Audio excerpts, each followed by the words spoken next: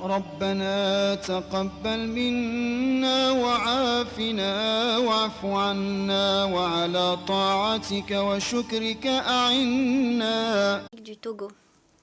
L'Assemblée va écouter une allocution de son Excellence Bassirou Diomaye Diakhar Faye, président de la République du Sénégal. Je prie le protocole de bien vouloir escorter son Excellence et je l'invite à s'exprimer devant l'Assemblée.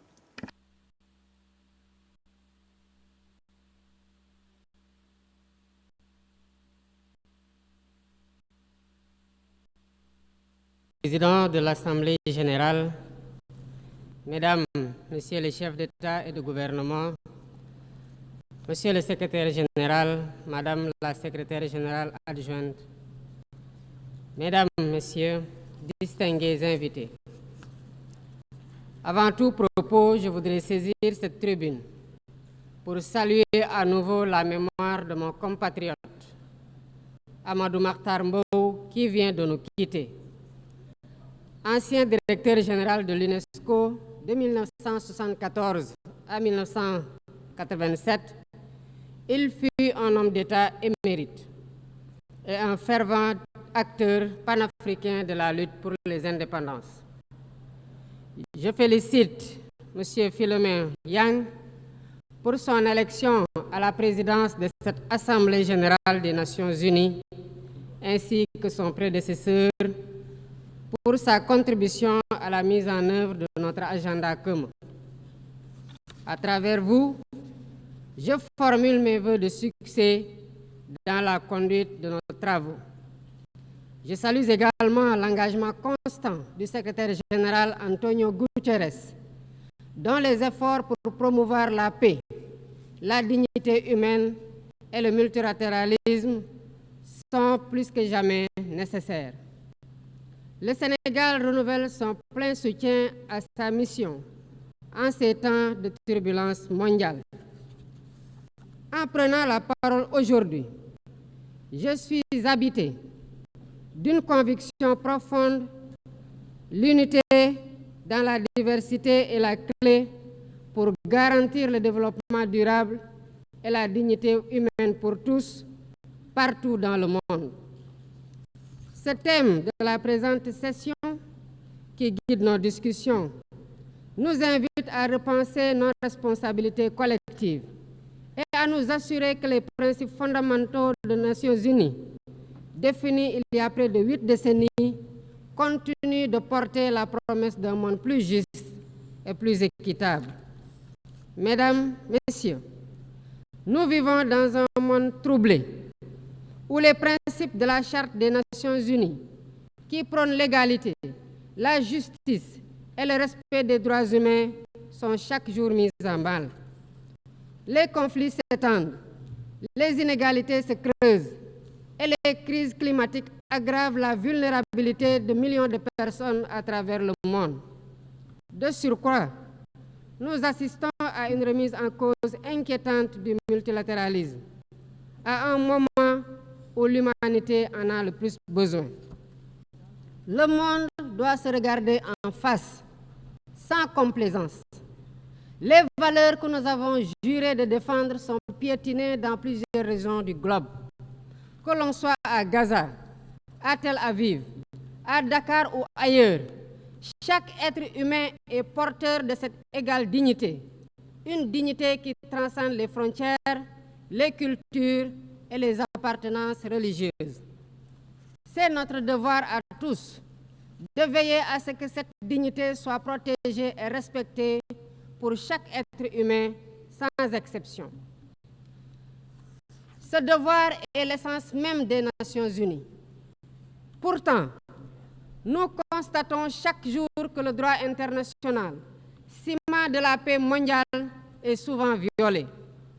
Des résolutions adoptées par cette Assemblée sont ignorées. En tolérant ces violences répétées, nous foulons aux pieds les principes de la Charte des Nations unies et sapons les fondements même de cette maison de la paix.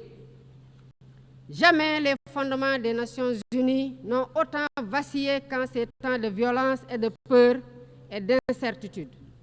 Si nous voulons éloigner le spectre de la guerre et œuvrer à l'avènement d'un monde meilleur, alors il est temps de changer les paradigmes. Il est temps de remettre l'humain au centre de l'agenda international, comme nous y invite le thème de cette session.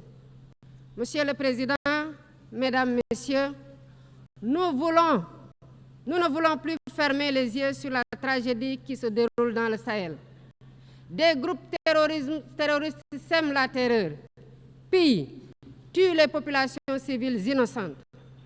Cette région autrefois stable est désormais en proie à une violence quotidienne, tandis que les Nations Unies, particulièrement le Conseil de sécurité, restent trop souvent inertes.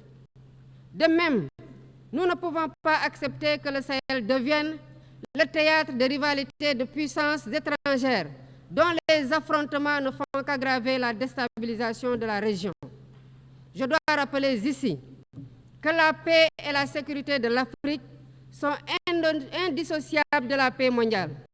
Il est impératif que le Conseil de sécurité remplisse pleinement son rôle de garant de la stabilité internationale.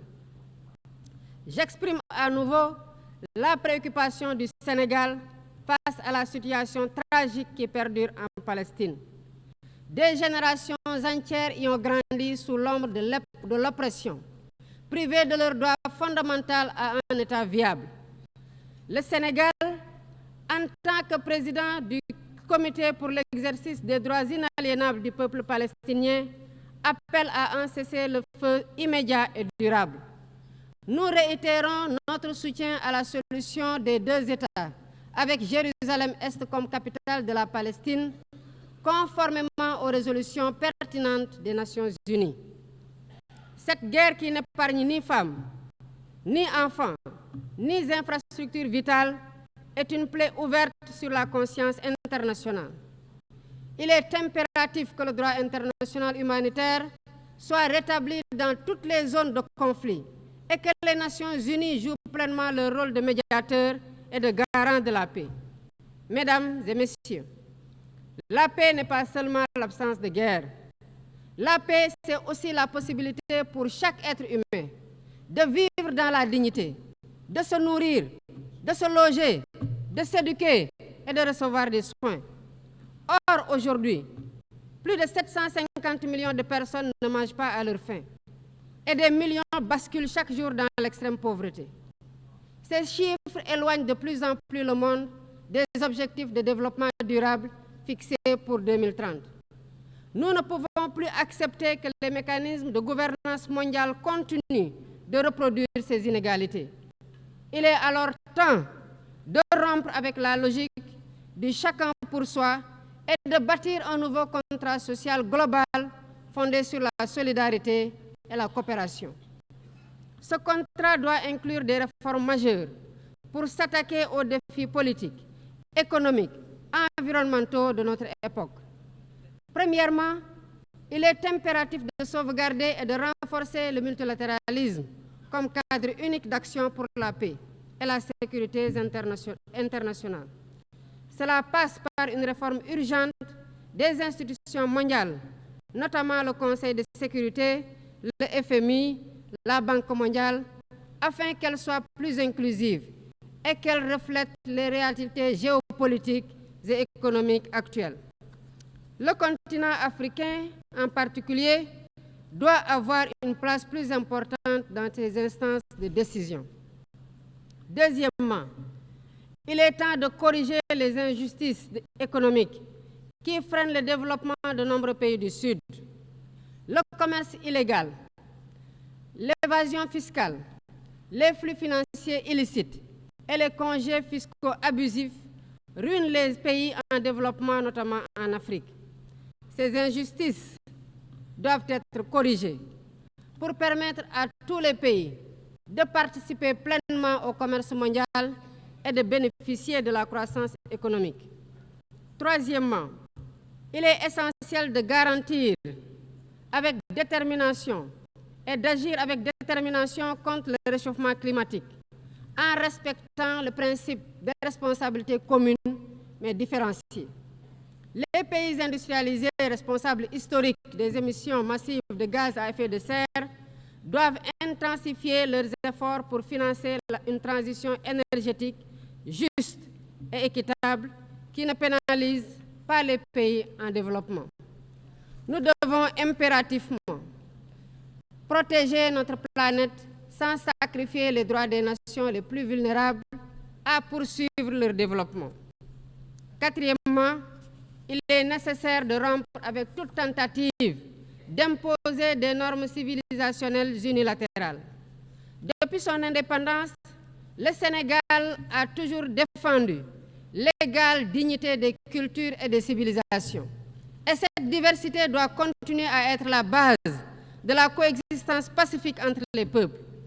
Aucune nation ne devrait imposer aux autres ses pratiques ou ses valeurs comme normes universelles. Le respect des différences est le fondement de la stabilité et de la paix dans le monde. Mesdames et messieurs, le Sénégal est fermement engagé dans cette voie.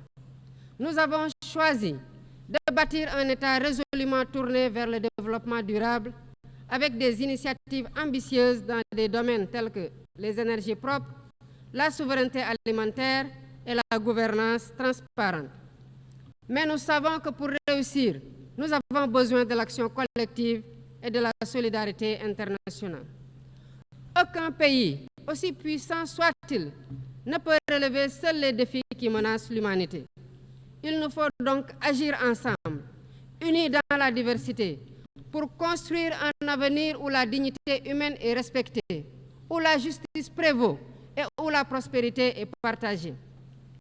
C'est par la coopération et le respect mutuel que nous surmonterons les crises qui secouent notre monde. Je vous remercie de votre aimable attention. On behalf of the Au nom de l'Assemblée, je remercie le président de la République du Sénégal.